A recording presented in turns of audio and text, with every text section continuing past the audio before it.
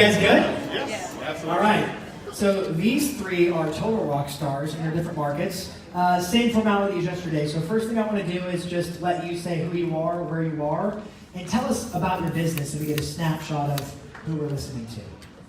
Okay, my name is Carl Hawthorne. I'm an agent in Atlanta, so from Atlanta North. And one of my previous team members down there, Diana. Carl is awesome! I am a recent cancer survivor of a rare colon cancer.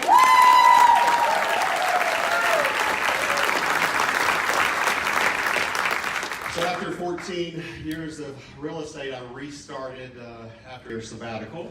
And I got into coaching because I needed more accountability. I had huge bills, of course, from cancer and not working for a while. And I really needed to step up my game. And I really had plateaued about 45 transactions to 55 transactions a year. And I really needed someone to hold me accountable. And I needed fresh ideas. I didn't want to do what the other agents kept doing that never pushed them further. So that's the reason I decided to join Tom Ferry. Okay. This year, we're going to close already 175 transactions. Not too bad. So every year I've gained over and over again from first year 75 transactions, 125, and today sitting at 175. We'll probably close out the year at 185 transactions. So coaching is really, really worth it. It helped push me and elevate me in my business. It's amazing. Thank you, Carl, for sharing. Jasmin. Hi, I'm Jasmin Bradley. So I am originally from the Dominican Republic. I speak Spanish. It's not personal, right? It's about business. All right. No, it's about both because your life is your business. Like it influences it totally. So just tell us about you. Awesome. So I have 7 children. I have a blended family. So when it comes to the time thing, definitely you have time. You just have to make a priority. Another thing is my husband and I were prior military. We have a husband and wife team. And we started coaching because, well, I mean, if the 7 children is not enough, then we started coaching because I really want to make it. Like, I really remember like hiding in a closet just to make the decision of getting coaching because my husband was going to kill me if we found out that I paid for that. And I definitely, when they connected me with my coach Paul is amazing. And it was just like, it goes from my husband wanting me to like cancel Tom Ferry altogether, like, no, you're gonna cancel that. Where are you paying all that money for? And you can do this on your own. So like my coach actually pulling him in and explaining the process and making him a believer to the point that he has his own coach now. It's just like amazing. So definitely we went, just to tell you a little bit about the business, we went from, I got my license in August of 2014 and I closed 1 deal in December, 1 deal. And then after that, I had a whole year to try it on my own. I closed 27 deals, and then I made the decision to join coaching. So then after that, we tripled our transactions every year. And so right now we went from that first time of coaching at 160,000, and then we had, the next year was 300,000 last year, and right now we are at 390,000 closing pending, and we're about to finish about roughly $420,000 GCI. I like it. Good job. Hey everybody, my name is Jay Glazer. I'm from New York City. Just came a long way from home. Never been to North Carolina. New York City, as you might know, is a slightly competitive market. There's like 10 million agents. So my business is a bit interesting. I'm actually born and raised New Yorker. It's something I like to mention because we think it brings a lot of value. Grew up in Manhattan, and that's where our business is. I have been in the business 10 years, so I've actually been an agent since I got out of college. So this has been a full-time career for me from day one. It's been great. It's an incredible business, and I'm very fortunate to have been able to jump into the business right after graduate school. I went to graduate school for Shakespeare studies, so obviously a natural evolution into real estate. Perfect segue.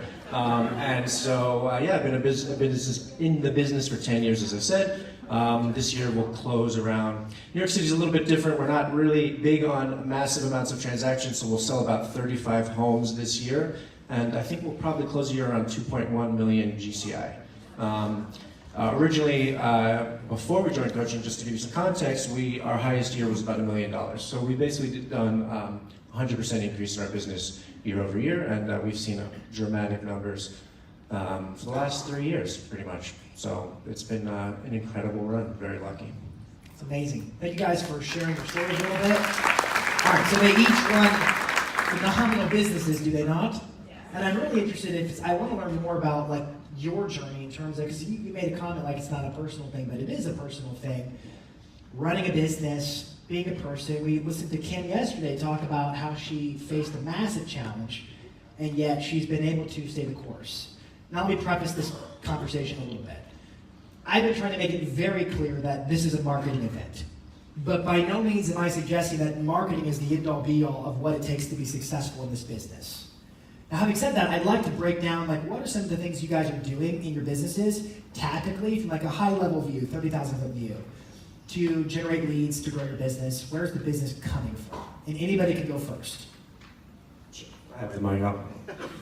So the 30,000 overview from our business is actually quite simple. Obviously, we just went through some Facebook tactics which can make your minds explode. But there's success in simplicity. So for us, it's kind of like a three-pronged approach. For example, we'll start with the very grassroots efforts of just basic touch points. So Jason went over this yesterday. Texting, calling clients, very simple. I mean, if you see on social media that a client of yours had a party or did some sort of event or something, just sending them a text message being like, oh, thanks for the invite, something joking like that. And then just engaging that conversation. And then when we'll hit them from a email perspective, so we'll make sure we're hitting them on a digital platform so that they're getting constant touch points. So we send out at least 4 pieces of digital marketing per month, so we're a little bit above the median, but that's just, again, my team's approach. And then to kind of tie it all together, we'll also find them on social, right? So if you really want to know what people are doing on a personal level, because this is a personal business and people are spending the most amount of money or earning the most amount of money with the sale or purchase of their real estate, at the end of the day, it is very personal, it's very important to them. So knowing what their lives are like is critical to us. So we try to make contact with all of our clients also on social media so they can also see what we're doing and we can see what they're doing. So they get to know us and our brand specifically on that level while also getting more professional digital content, and then of course the personal touch, which is voicemail, voice calls, and then of course texting. And we do a lot of video as well, so they'll see my pretty face on video sometimes. Nice. Thank you for sharing. All right, so just to kind of cap what I heard there, a lot of Facebook, a lot of personal touch, but it seems to be done on a systematic level. Like is there a CRM or a tool that's helping you kind of follow that pattern? Yeah, I mean, so we use contextually, we as a CRM, quite frankly, the best system, I really do think fundamentally simplicity is key. I'm a simpleton, so the easier it is for me, the easier we can implement. So for us, we use Google Drive, just basic spreadsheets that allow us to say, here's who we need to reach out to, here's who we need to be in touch with, and that's constantly thrown in my face. We have a TV monitor in our office with our numbers, we have a blackboard, or whiteboard I should say, so it's really, you don't have to overcomplicate it. So we have the CRM, but at the same time we have a simple spreadsheet that just allows me to look at who I need to kind of be in touch with. It's good, love it, man. Simple is key. Jasmin, Awesome. What's under the hood of the car?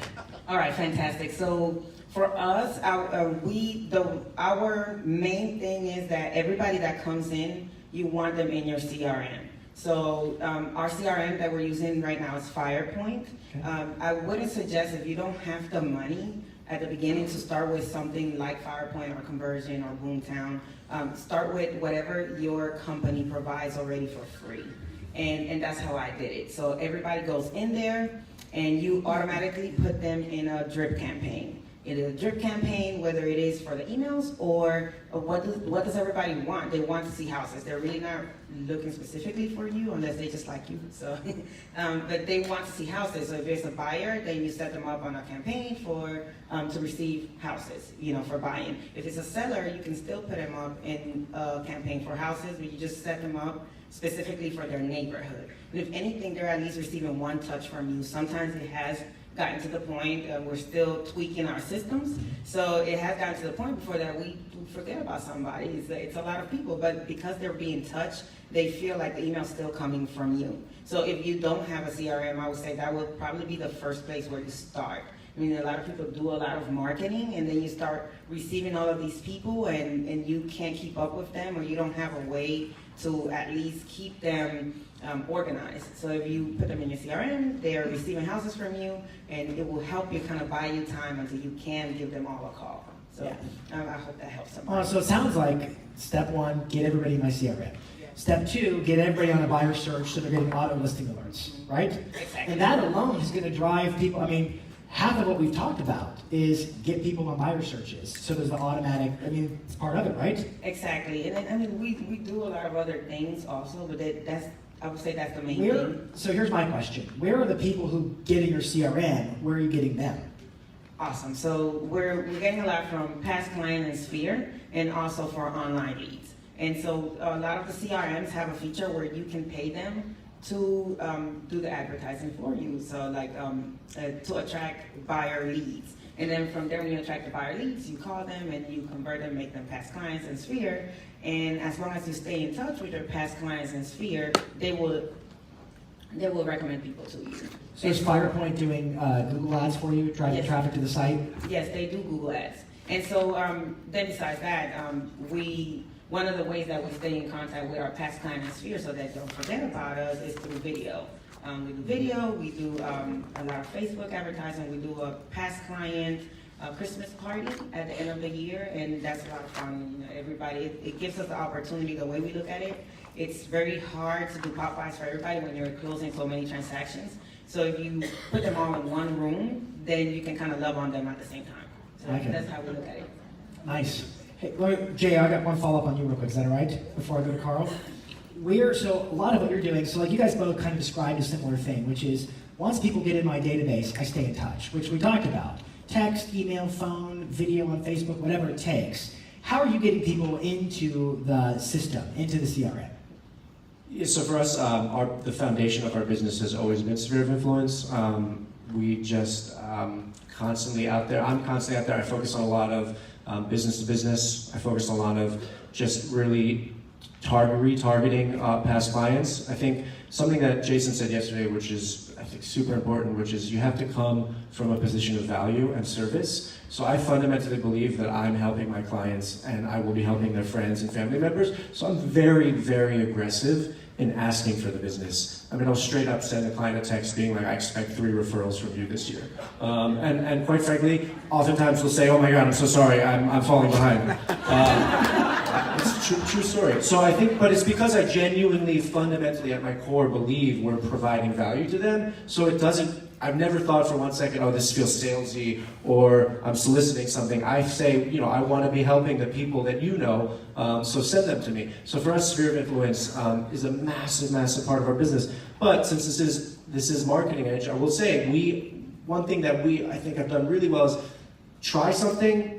Part of the Tom Ferry ecosystem is like, try it and fail. Tom, many years ago, said, just download the app and play with it, and if you don't like it, delete it. And people are like, oh, I don't want another app on my phone, oh my God. And I think you just have to see what works, and if you catch something, great. If you don't, move on to the next. So for us, to be market-proof, because everybody, I think pretty much across the country is talking about a shifting market, you have to be able to have different pillars. So for us, direct mail marketing, splash page marketing. And we've gotten multiple listings this year just from people putting in a home valuation search. That's not something I think many people in the city are doing, but that's something we've actually generated legitimate converted leads from. So for us, sphere of influence is our core, but putting people in our system now is all about just a complete diverse array of options. And I think you have to be willing to experiment and try those things. Nice. Thank you for adding that, Jay. All right, Carl. Yes. tell us about where you get your business from and how you do all that. What's your marketing strategy? So we have a strategy of online leads.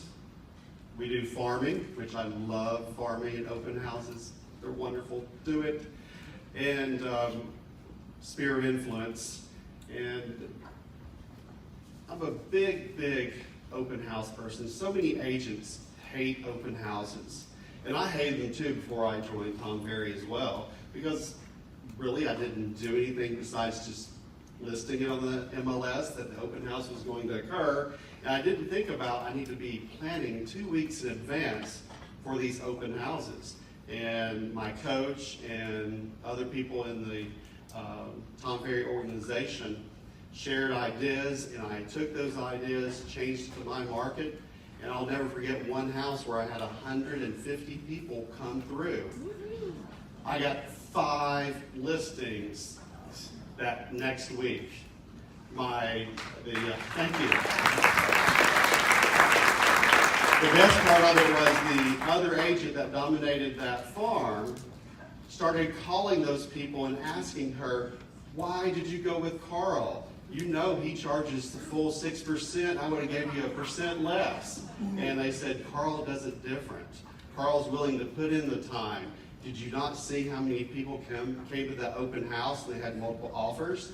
So I'm a big proponent of utilizing those open houses to get listings, and it's easy to double in those transactions as well. I just closed one last month where I was the agent on both sides, and it's because I was at the open house and I sold the home to that buyer, and then I get to list their house too.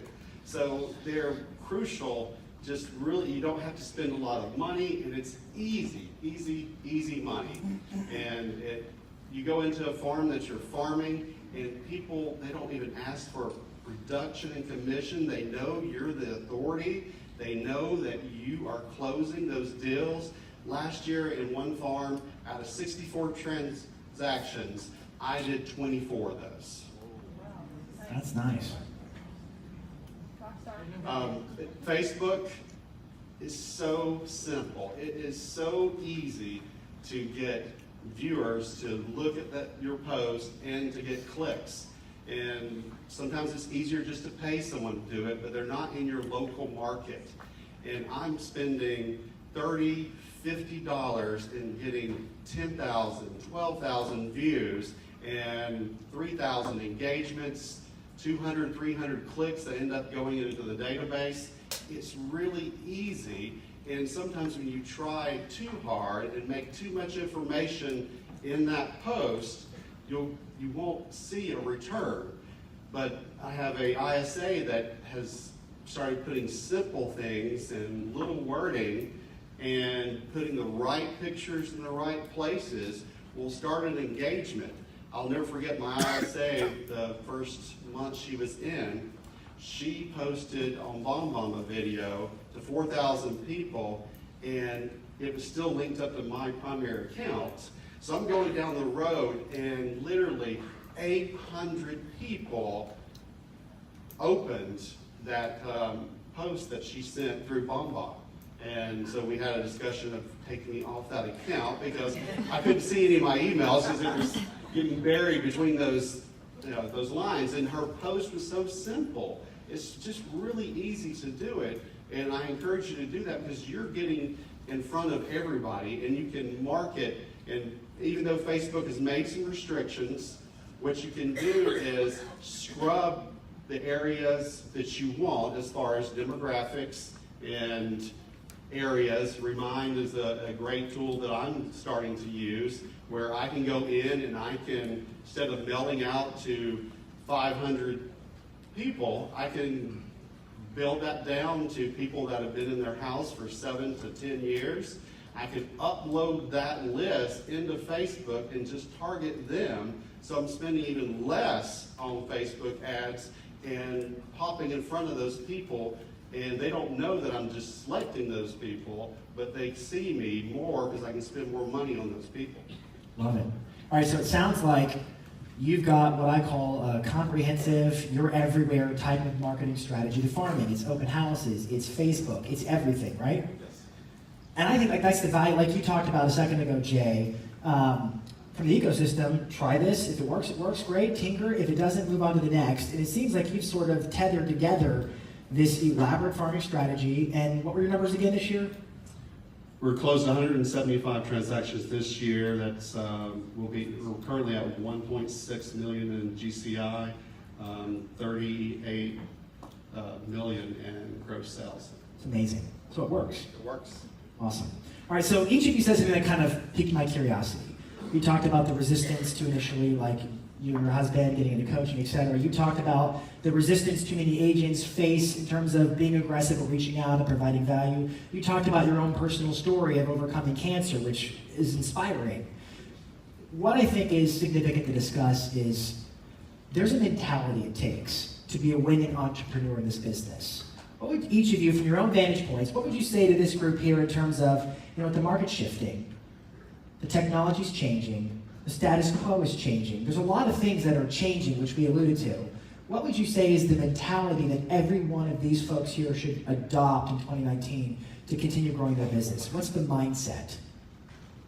So my mindset is I'm not going to do what the others are doing. I want to be different. I want to think outside the box. And what I really love about this ecosystem is everyone is so willing to share what has worked for them, and they don't just tell you in details, they'll send you the file. Like, you don't have to worry about doing the artwork. Here is the file, go and change it, use it, and they're happy with that. And it's so unique when you're in a large brokerage or in a market where people are competing against you and you're not sharing any ideas. It's life-changing. It saves so much money by just being able to share with other top-producing agents that may not be in your same market, but they're in a similar market somewhere else, and they've tried it and either failed, and they'll tell you how they failed, or how this works and how I would tweak it, and that has just been so beneficial for me. And you need accountability. You've got to have someone that's holding your feet to the fire. I needed someone to tell me no. I needed someone to tell me, look at my numbers, which our coaches do. All my information's there, the income, the expenses, and they'll go through and say, why are you spending money there? Well, I feel like I should, but go back to your database, it's free, go push it.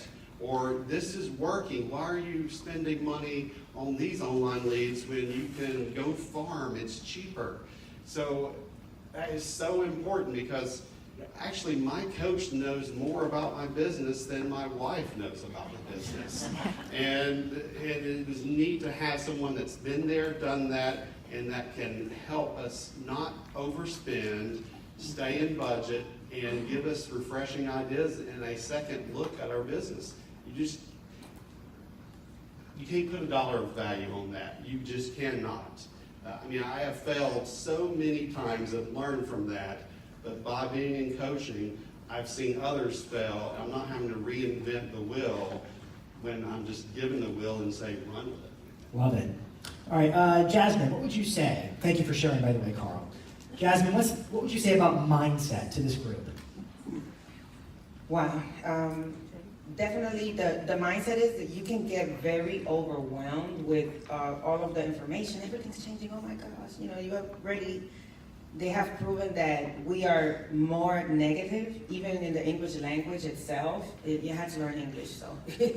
So even in the English language, there are more negative words than positive words. And so one of the things I would say is like, Tom says this all the time, he says, overwhelmed is underplanned. So you have to come up with a plan, and sometimes we think that we can come up with the best plan, but it's not until you share it with like your coach or somebody in the ecosystem that it's to a higher level than you are, that you really can tweak it so that it can be successful, so that it can be a successful plan. I must say I couldn't do this on my own. I couldn't. I have great support with my husband, my coach, and also with the ecosystem. So the mindset should be, even if you're not like in the level where these guys are, it's amazing. the mindset would be to start somewhere. You just can't get paralyzed. You have to start somewhere. We started with little Facebook Live also, just the same way. And we just kept evolving. Even when we go through our Canva and we start like at the very bottom when we first started marketing, and then you go and scroll up to where it's now, it just keeps getting better and better as long as you start, take some action, and then eventually you'll be able to even hire somebody to help you with the marketing so that you can focus on what you do best, which is real estate. I love it. Jay, you get to close us out with your opinions, your word on mindset. In the famous words of Nike, just do it. I would say mindset. For me, mindset's never been a challenge. I think you have to own who you are.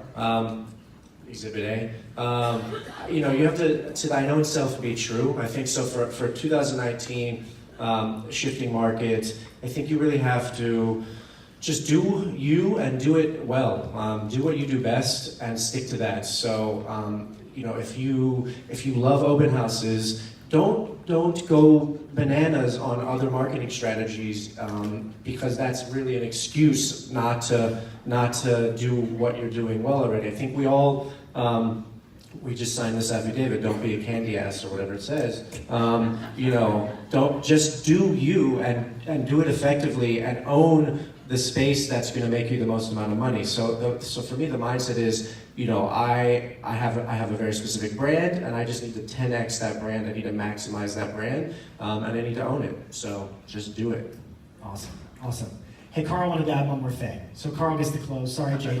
Sorry, Nike. However, before he does, that was epic, and maybe we can hand the mic back for you to do the Nike thing again. Go ahead, Carl. I just wanted to, I know there's people out here that are struggling listen, I had all my dreams of what I wanted, I had achieved. I had the huge house, the 10,000 square foot home, everything I wanted, the cars, everything, and it all got wiped away with cancer. I went down to zero. I remember going to the gas station and not knowing if I put my card in, if I could even fill up my tank in my car, and only putting a couple of dollars just to be able to make it to my next listing appointment or what I had to do. And spending the money into coaching was a big deal because I'd amassed $1 million in debt just from medical bills. I mean, literally my chemo was a 8 to 12 hour infusion in a hospital 5 days a week. It completely drained me financially, emotionally, but I still had that spirit of there's got to be a reason that I survived. Out of 5 adults that had the rare cancer that I had, that was diagnosed that year, only 2 of us survived. So I realized I was not just going to be an ordinary agent. I was not on this earth and go through that pain and struggle for nothing, that I was going to dominate, and I needed someone to help me, and coaching did that.